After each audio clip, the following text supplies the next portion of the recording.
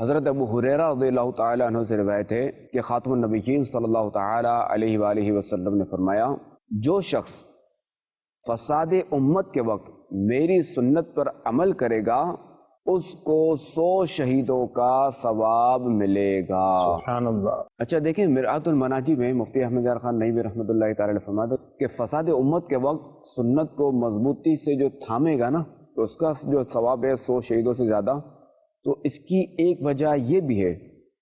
کہ شہید تو ایک بار جو ہے نا وہ تلوار کا زخم کھا کر پار ہو جاتا ہے، ٹھیک ہے، مگر مفتی صاحب فرماتے ہیں کہ یہ بندہ خدا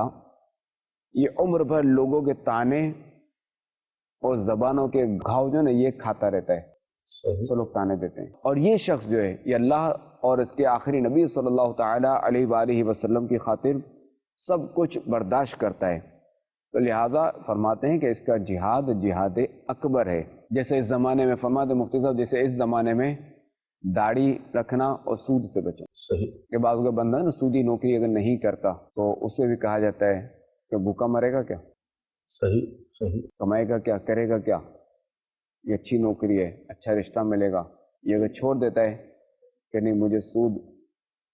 والی نوکری نہیں کرنی، تو اس کو بھی جو ہے خاندان والے برا بھلا کہتے ہیں کہ تو اتنا پڑھا لکھا ہے تو یہ نوکری اچھی مل جاتی تو یوں کر لیتا، یوں کر لیتا، یوں کر لیتا۔ اللہ پاک عمل کی توفیق عطا فرمائے، ہمیں حرام سے بچنا ہے، ناجائز سے بچنا ہے۔